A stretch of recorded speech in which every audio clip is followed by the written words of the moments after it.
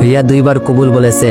তৃতীয়বার কবুল বলার সময় রাইসা সকলের পাশ কাটিয়ে সবার সামনে রিয়াকে জড়িয়ে ধরে কান্না করতে করতে বলে, আম্মু তুমি বাবাইকে রেখে এই বিয়ে করো না, বাবাই তোমাকে অনেক ভালোবাসে। জানো মম, বাবাই তোমাকে ছাড়া বাঁচবে না। তোমার ছবি বুকে নিয়ে বাচ্চার মতো কাঁদে।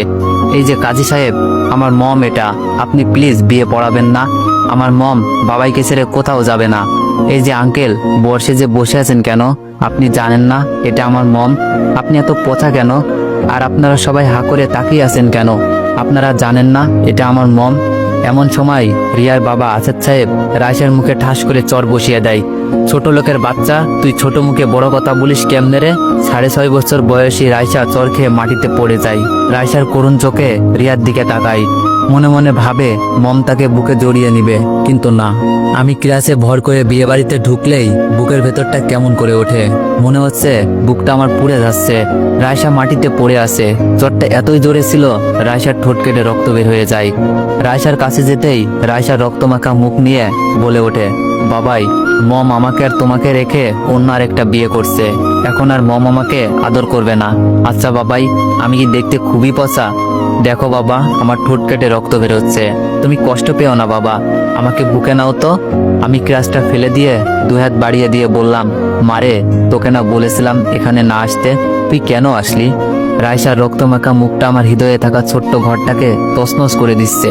রাইসার গালে 5 আঙুলের ছাপটা যেন আমার কলিজায় দেখা যায়। রাইসা যে আমার কলিজার টুকরা। 2 চোখ বেয়ে ধর করে পানি বের হয়ে যায়। রিয়ার দিকে তাকিয়ে দেখলাম রিয়া মাথাটা নিচু করে বসে আছে। বিয়ের সাজে রিয়াকে খুব সুন্দর লাগছে। আকাশের চাঁদটা আজ আকাশে নেই, জমিনে নেমে এসেছে। রিয়াকে এত সাজতে কোনোদিন দেখিনি। আমার সাথে রিয়ার যখন বিয়ে হয় তখন 1 পাতা টিপ আর টাউন হল মার্কেট থেকে 560 টাকার একটা শাড়ি ছাড়া কিছুই দিতে পারিনি। আজ রিয়া অনেক সুন্দর করে সেজেছে। বিয়ে বাড়িতে সবাই অবাক চোখে আমাদের দিকে তাকিয়ে আছে। রিয়ার আব্বু বলল, এই রহিম, শরীফ, তোরা কি করছিস? এই ছোট লোকের বাচ্চাটা কিভাবে ঢুকলো? বের করে দে এদের। আমি রাইসাকে বললাম, চলো মা, তোর মায়ের বিয়ে তো শেষ হলো। কি হলো, আপনারা যাবেন নাকি ঘাড় ধাক্কা দিয়ে বের করে দিব? আপনাদের জন্য আমাদের কথা শুনতে হলো। রাইসা বলল, আঙ্কেল, আমার বাবাইকে বকো না। দেখো না, আমার বাবাই হাঁটতে পারছে না, আমার বাবা কান্না করছে। আমরা আর আসবো না এই বড় লোকের বাড়িতে। রাইসার কথা শুনে দারোয়ানের চোখে পানি চিকচিক করছে। আমি ক্লাসে ভর করতে করতে নরকপল্লী থেকে বেরিয়ে একটা সিএনজি নিয়ে বাসায় চলে আসলাম।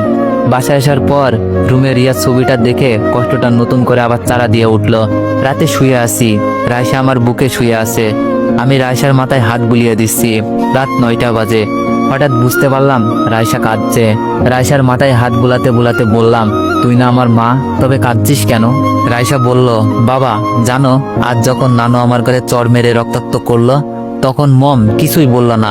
মম ওই পোষা আঙ্কেলটাকে বিয়ে করে নিল। বাবাই, তুমি কষ্ট পেও না, আমি তোমায় ছেড়ে কোথাও যাব না। আমি বললাম, মা জানি তো, এখন ঘুমাবে, কান্না করবে না। রাইসা ঘুমাচ্ছে। আমি হারিয়ে গেলাম 7 বছর আগে।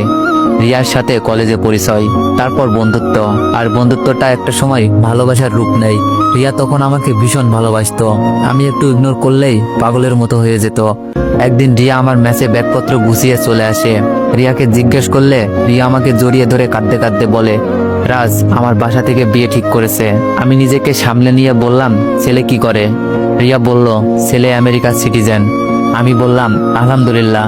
রিয়া, তুমি বিয়েটা করে নাও, আমাদের সম্পর্কের কোনো ফিউচার নেই। রিয়া আমার গালে চর বসিয়ে দিয়ে বলে, রাজ তোমাকে ছাড়া আমি বাঁচবো না। তুমি যদি বিয়ে না করো তাহলে আমার সুইসাইড করা ছাড়া কোনো উপায় নেই। সেই দিন রিয়ার জেদের কাছে হার মেনে রিয়াকে বিয়ে করে নিই। ঢাকা থেকে চট্টগ্রাম চলে যায়। একটা প্রাইভেট কোম্পানিতে ভালো একটা জব হয়। আমাদের ঘরটা ভালোবাসায় ভরে ওঠে। বছর খানিক পরেই আমাদের ঘর আলোকিত করে রাইসা আছে। খুব সুন্দর একটা সংসার। আমার কাছে মনে হচ্ছিল জান্নাতের একটা অংশ। কিন্তু একদিন অফিস থেকে ফেরার পথে একটা মাইক্রো পিছন থেকে ধাক্কা দেয়। ভাগ্যিস বেঁচে যাই, কিন্তু জীবন থেকে হারিয়ে যায় অনেক কিছু। হসপিটালে প্রায় 6 মাস খানেক ছিলাম। চাকরিটাও চলে যায়। এইদিকে রিয়া আমার দুরবস্থা দেখে প্রাইভেট কোম্পানিতে প্রিয় পদে যোগ দেয়। এইদিকে অ্যাক্সিডেন্টে আমার ডান পাটাও পুরোপুরি নষ্ট হয়ে যায়। রিয়ার রোজগারের উপর প্রায় সম্পূর্ণ নির্ভর হয়ে পড়ি। কিছুদিন পর রাইসার ৫ম জন্মবার্ষিকীতে রিয়ার বস জনাব সাইদ সাহেব আসেন। লোকটা এসে রাইসাকে কোলে তুলে নেয়। খুব মিশক একজন মানুষ। মাঝে মাঝেই রিয়ার মুখে তার গুণকীর্তি শুনি। দিনগুলো ভালোই কাটছিল। হঠাৎ একদিন রিয়া ফোন দিয়ে বলল তার আসতে রাত হবে। আমি আর কিছু বললাম না। রাত ৯টার দিকে রিয়া বাসায় আসলো। রিয়াকে বললাম এত রাত পর্যন্ত কি করলে? রিয়া সোজাসাপটা উত্তর দিল অফিসে কাজ ছিল। আমি বললাম এত রাত পর্যন্ত কিসের কাজ তোমার? রিয়া বলল তুমি কিন্তু আমাকে সন্দেহ করছো। আমি বললাম এটা সন্দেহ না, আমি শুধু জানতে চেয়েছি।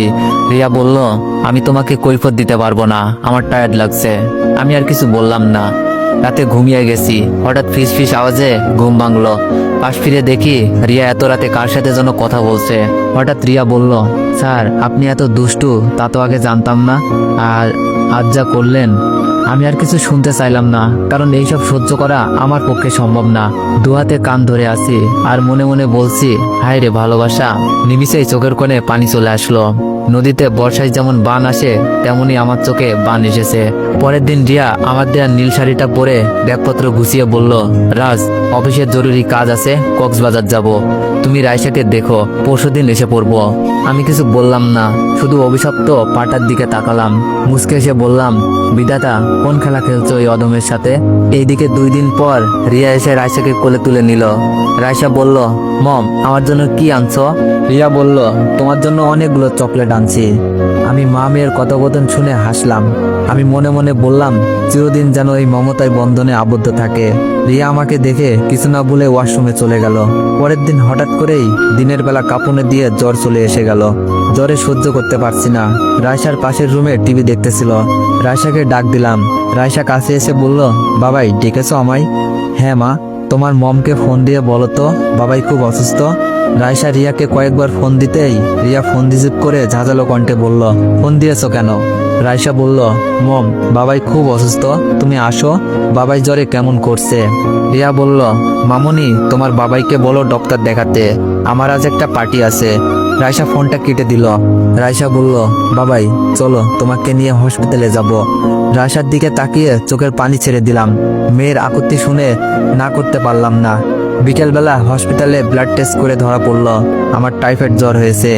ডাক্তার প্রেসক্রিপশন লিখে দিল। ওষুধ নিয়ে হসপিটাল থেকে বের হয়ে রিক্সা করে যখনই বাসায় যাচ্ছিলাম, রিক্সাটা যখন পার্কের সাইড দিয়ে যাচ্ছে এমন সময় রাইসা বলে উঠল বাবাই দেখো তো মম না ওইটা? আচ্ছা বাবাই মম ওই আঙ্কেলটাকে জড়িয়ে ধরে আছে কেন? আমি পার্কে তাকিয়ে থমকে গেলাম। মনে হচ্ছে বুকের ভেতরে কেউ যেন পাথর তুলে দিয়েছে।